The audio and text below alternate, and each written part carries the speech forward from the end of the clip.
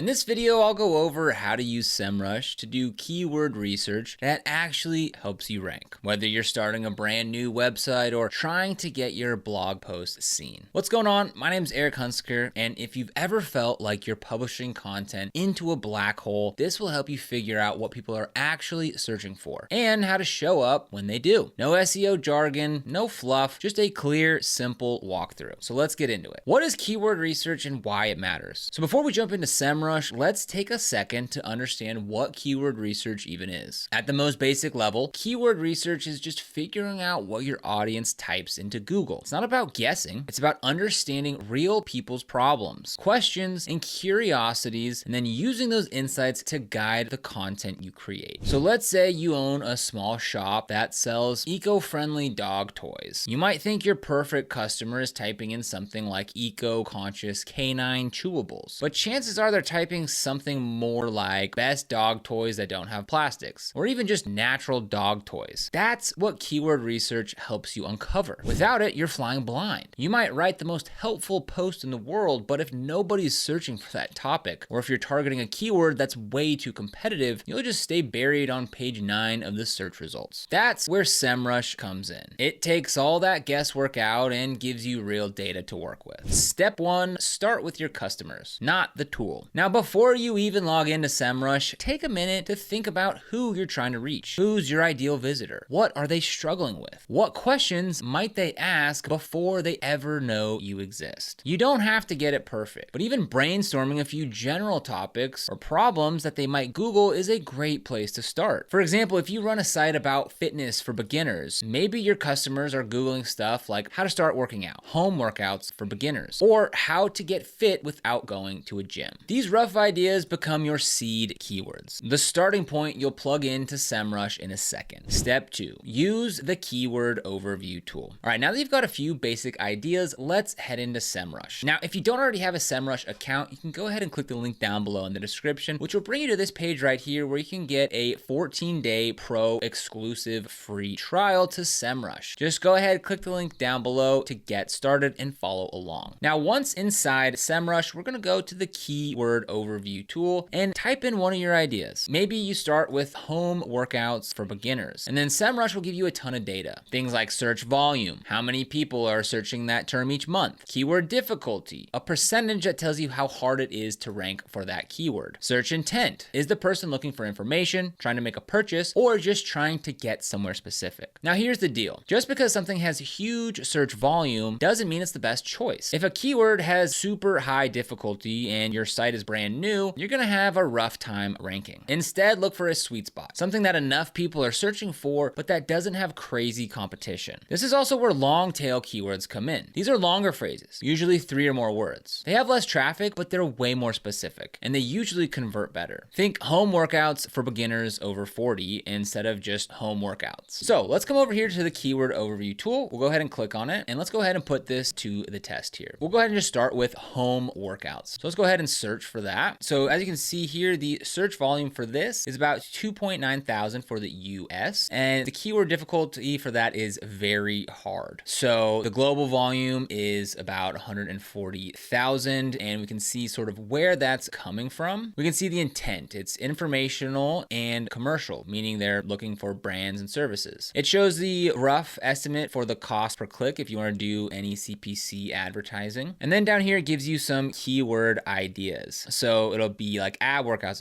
at home workouts, home workout equipment, leg workouts at home, ab workout at home, and it shows their keyword difficulty score. There's also questions over here, so you can go ahead and see things like what questions people are asking around that keyword. So yeah, that's the keyword overview tool, and it's a great way to start with like a core keyword and get a good just overview of everything about it. Step 3, use the keyword magic tool. Once you've played around with a few seed keywords, it's time to really dig in with the keyword magic tool. This is where Semrush becomes a goldmine. You just type in one keyword and Semrush spits out hundreds or even thousands of related keywords. You'll see filters for keyword difficulty, search volume intent, word count, SERP features, like if the results shows videos, maps, or a featured snippet. Here's how I like to use it. Start with your broad keyword, then filter by low to medium difficulty and sort by volume. That way you're seeing ideas that are both doable and worthwhile. Then scroll. You'll see some weird ones, you'll see some irrelevant ones, but you'll also start seeing some really interesting keyword ideas that you may have never thought of. That's the magic. It's not just about confirming what you already know, it's about discovering gaps you didn't even realize existed. You can also switch over to the questions tab to see actual search phrases that start with words like how, what, or why. These are gold for blog content because they're literally the questions that people want answered. So if we come over here to the keyword magic tool and we'll type in home workouts again, and it looks like it brought that over from our search. So again, here we can go ahead and see the intent. We can see the volume, the keyword difficulty score, as well as those SERP features that I talked about. Step 4, analyze the SERP in your competition. So let's say you find a keyword that looks perfect. There's decent search volume, manageable difficulty, and now you want to know who you're up against. That's where the SERP analysis comes in. So SERP analysis, which stands for search engine results page, is the process of examining the first page of search engine results for specific keywords. You look at the websites that are already ranking well to figure out what they're doing right, like how strong their website is, who's linking to them, and how much content they have. This helps you understand how tough it'll be to rank for that keyword yourself. Click into any keyword and scroll down. You'll see a list of the top 10 pages currently ranking, along with their domain authority, backlinks, content length, and more. This helps you answer a few key questions. Are these big established sites or smaller blogs like yours? How long is their content? If they're writing 2,000 word guides, you probably won't outrank them with a 500 word blog post. Do they have tons of backlinks? Or could you potentially edge them out with better content and internal links? This gives you a realistic sense of whether it's worth targeting that keyword, or if you're better off choosing something slightly less competitive. Step 5, build out your keyword list. Now, once you've found a handful of solid keywords, you can start building out your list. Use the keyword manager inside Semrush to save the terms that you want to target. You can create different lists for different types of content, blog posts, landing pages, product pages, whatever. This isn't just about hoarding keywords. It's about creating a plan. Each keyword on your list should eventually turn into a page, article, or post. Remember, one primary keyword per page. Don't try to rank a single page for 5 different phrases that all mean slightly different things. It just confuses Google and waters down your message. Step 6, spy on your competitors. Now, another underrated Semrush feature is domain overview. You plug in a competitor's URL and you instantly see what keywords they're ranking for. This is such a helpful shortcut, especially if you're in a niche and you want to understand what's working for others. Even better, you can go to the keyword gap tool and compare your site with up to 4 competitors. This shows you keywords that they rank for, but you don't. Keywords that you both rank for, but they outrank you, and opportunities to create new content or improve existing posts. Sometimes it's easier to reverse engineer what's working for others than to start from scratch. Step 7, prioritize your keywords. At this point, you might have 50 plus keyword ideas, but you can't go after all of them at once. So now it's time to prioritize. Ask yourself this: which keywords are most relevant to my business? Which ones have the highest intent, aka most likely to bring in leads or sales? And which are easiest to rank for now based on my current site authority? Start with the low-hanging fruit, keywords where you already rank in positions 5 through 20. These are your best bets for quick wins. Step 8, track performance and adjust. SEO isn't one of those things you set and forget. You've got to check in, tweak things, and keep evolving. You can use Semrush's position tracking tool to keep an eye on how your target keywords are performing over time. You'll see your ranking positions day by day, competitor movement, SERP features you've gained or lost, and if a keyword's dropping, look at the page. Maybe it's outdated. Maybe your competitors updated theirs. Either way, it's a sign to re-optimize. And don't forget, SEO takes time. You won't see overnight results, but with consistent effort and smart targeting, your rankings and your traffic will start to grow. So keyword research isn't just about picking popular words. It's about understanding your audience, finding what they're looking for, and building helpful content that meets them where they are. Semrush makes that process way easier. From discovering keywords to analyzing competition, tracking rankings, and optimizing content, it's all there in one place. But don't get overwhelmed. Just start small. Pick a few keywords, write a few posts, and learn as you go. That's how real results happen. Now, if this walkthrough helped, go ahead, drop a comment, and let me know which part clicked for you. And if you have any questions, go ahead and fire away in the comments down below. I know this stuff can be confusing at first, but I promise it gets easier the more you play with it. And if you want to get started with Semrush or any other products we recommend, you'll find links for them down in the description below. These are affiliate links, which means we earn a small commission when you use them at no extra cost to you. These commissions really help support the channel and allow us to continue to create free content just like this. So if you end up using them, we thank you so much in advance. And if you found this video helpful, don't forget to like, subscribe, and hit that notification bell so you never miss another video. Here on this channel, we make videos on how to create websites, explore different website builders, discuss domain names, and so much more, so be sure to subscribe. But other than that, thank you so much for watching, and we'll see you here in the next video.